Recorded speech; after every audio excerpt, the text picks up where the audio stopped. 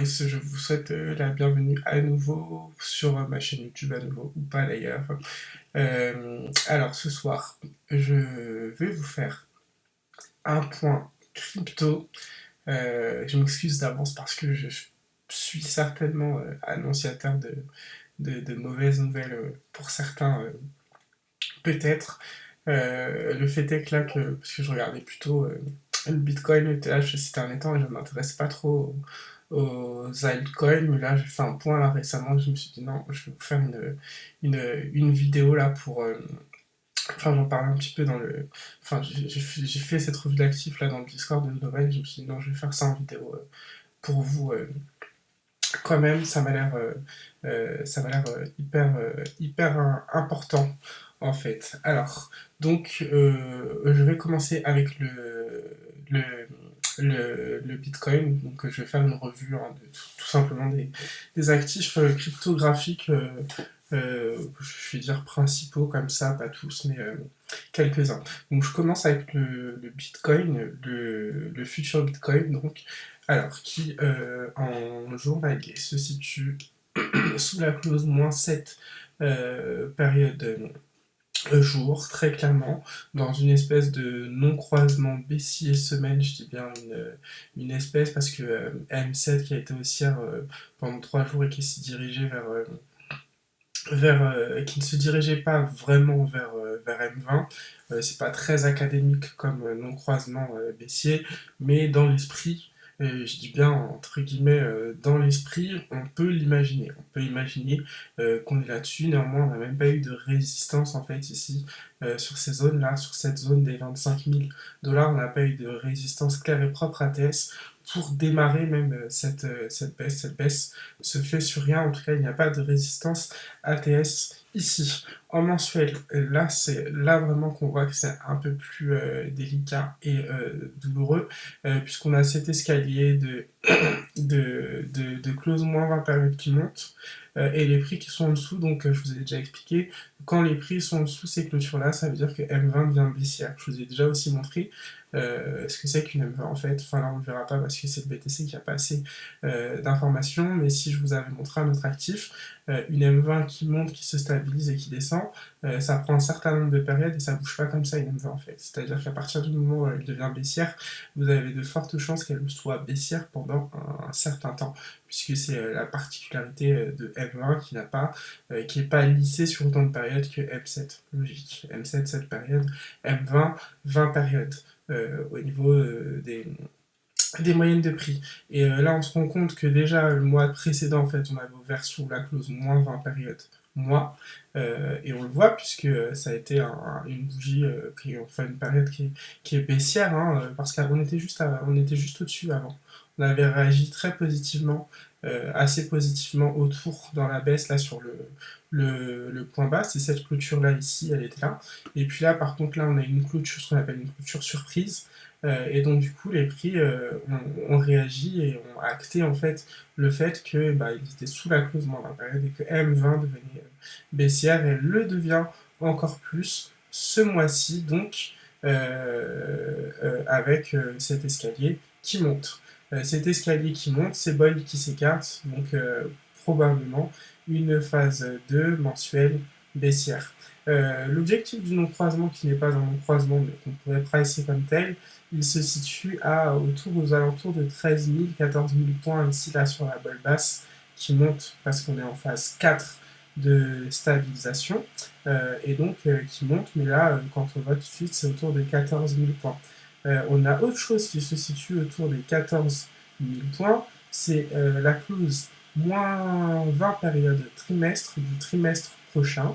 Elle est là, juste ici, avec une clôture à 14 470 pour le contrat futur du BTC. Donc là, en fait, vous avez un niveau de convergence là, avec la vol basse ici et la clause -20 période du prochain trimestre qui dit qu'AM20 est baissière ou haussière, vous avez un niveau de convergence en fait.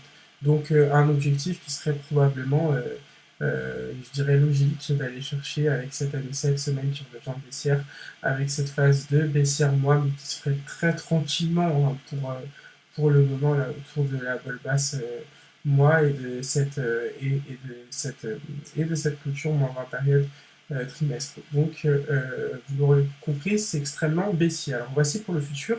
Il faut savoir que le futur, il doit avoir 1, 2, 3, 4, 5, 6. Il n'a que 6 ans d'ancienneté, contrairement au spot BTC.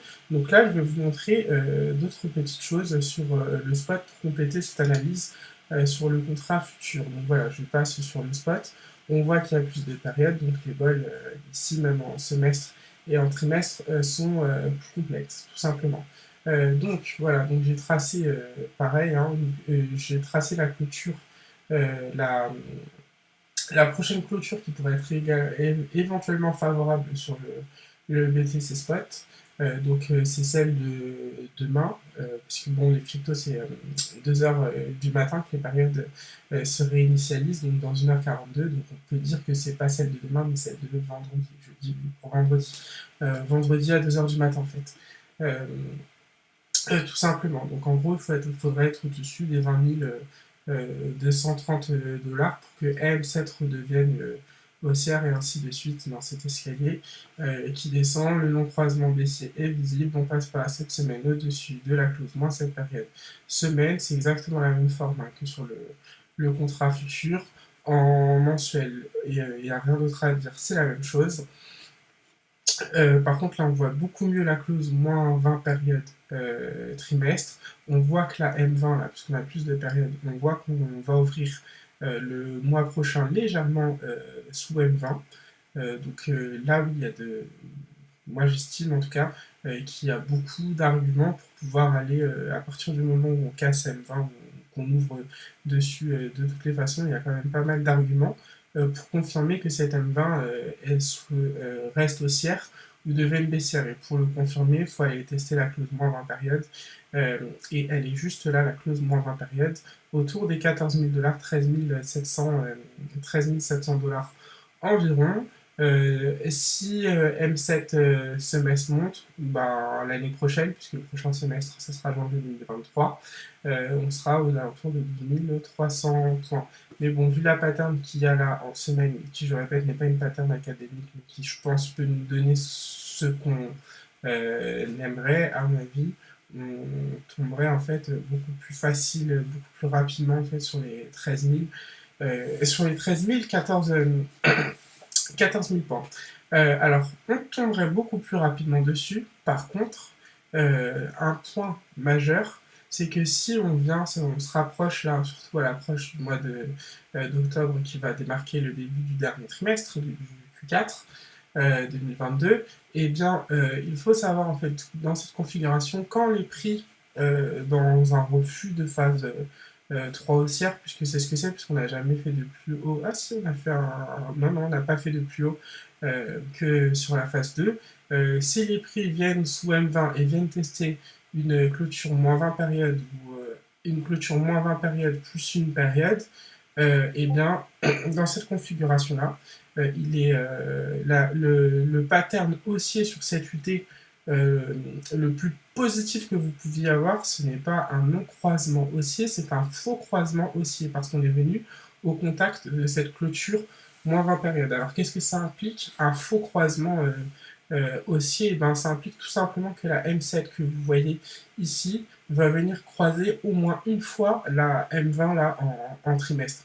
Donc autant vous dire que le prochain trimestre, on est là à 32 400. Si on continue à tomber, elle va arriver là, et encore là. Bref, ce que je veux vous dire par là, c'est que là, il y en a pour plusieurs mois, voire plusieurs trimestres, en fait, avant, de, avant que les prix remontent suffisamment pour que M7 devienne haussière.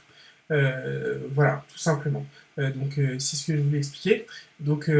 Déjà, on va faire des points bas, et ensuite qu'avant de revoir ces points hauts là, ou même de remonter, on peut latéraliser quand même un certain temps en bas, surtout avec une phase de baissière mensuelle, avant de remonter. Parce que, comme je vous le disais, une M20, les polarités de M20, elles durent un certain temps, en fait. Ça se retourne pas comme ça. Une fois que c'est retourné, malheureusement, c'est retourné. et après, pour le retourner à nouveau, il se passe aussi un certain temps. Donc ça, c'est en mensuel. Et en trimestre, vous avez également ça. Donc voilà, donc pour le BTC, pour résumer, je suis extrêmement négatif à court terme, je suis même short en fait. Même sur ces niveaux, je suis short pour les 13 000, 14 000 dollars. Et je trouve que c'est pas mal à acheter les 13 000, les 13 000, 14 000 dollars en fait, tout simplement. Voilà, voilà. Donc, c'était tout pour le BTC. Le TH est exactement dans la même configuration. C'est vrai qu'on a eu des rebonds hein, sur les M7 années, on le voit ici, on l'a vu aussi sur le BTC avant. Alors le TH commence à être dans la même configuration, pardon, parce qu'il est un peu mieux orienté que le Bitcoin. Il le surperforme ces derniers temps, mais là on voit que sur le futur on a déjà enfin c'est négatif parce qu'on a les clauses moins 7 par jour qui remontent. Euh, pour le coup, ici en semaine, il faut courir pareil après les clôtures moins cette période pour pouvoir éviter le non-croisement baissier. Néanmoins, on se rend compte qu'on est bien sous M7 semaine pour le coup. Sous M7 mois, excusez-moi, sous M7 semaine, oui. Pour l'instant, c'est JM, les clauses moins 20 périodes, mois qui font support, mais proche de M7N, là, ici avec un reflux, il suffit juste d'un non-croisement baissier pour pouvoir casser ça tout simplement et vraiment venir sur la bolle basse mois comme le BTC et enfoncer un peu plus. Tout en sachant que euh, alors pourquoi je suis aussi négatif sur le BTC même si ça baisse pas autant? Bah parce que les clôtures moins cette période trimestre, elles montent assez fort quand on regarde là l'escalier ici aussi. Donc et là on a déjà en gros eu l'arbitrage sur la clôture du trimestre prochain où on est arrivé dessus, on a légèrement mis chaud dessus et on est redescendu. Donc pareil, ça je pense qu'il faut acter en fait que M7 devienne baissière avec cet escalier qui de toute façon monte donc est très négatif par rapport au prix. Qu'est-ce que ça inclut pour moi? Ben, ça inclut en gros qu'on va avoir en fait cet M7 qui va baisser une fois, deux fois, trois fois et venir se rapprocher de M20 tout simplement. Donc ça peut être une grosse latéralisation sur les supports, sur M7 année, pourquoi pas, où on peut vraiment enfoncer un peu plus. On voit que là, l'objectif du non-croisement baissier, il est à 790, donc largement sous les 1000 dollars ici sur M7 année. Donc ça, c'est pour le TH en futur et le TH spot. Lui, il est déjà en non-croisement baissier pour la semaine prochaine, pardon. Donc, il sera à cours équivalent non-croisement baissier semaine. On voit qu'on est venu tester la clause moins cette période de la semaine prochaine. Donc, c'est un premier arbitrage en fait qui dit qu'on est en non-croisement baissier. Le tout fait proche de M7 mois. Pour le reste, les raisonnements sont similaires.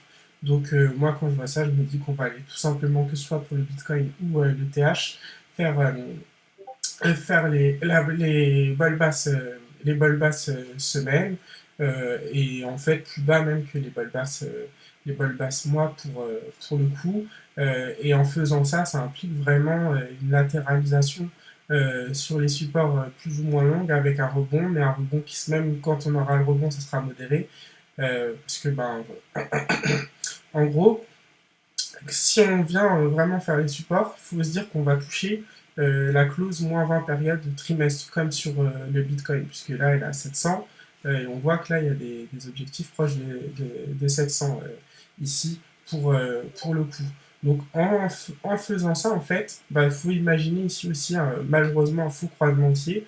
Mais un faux croisement haussier, imaginez un faux croisement haussier ici en réaction sur des supports alors on n'a même pas M7 euh, qui, euh, qui est baissière, hein, il reste encore un mois, hein, pour pouvoir axer le fait que cette M7 soit baissière, mais je veux dire, là on voit le non-croisement baissier qui est visible, on voit qu'on passe pas M7 mois, on aurait pu essayer de faire des faux croisements aussi, des choses comme ça, mais vous voyez que même en mensuel, vous avez un escalier ici qui est défavorable en fait, donc une M7 qui va accentuer sa pente.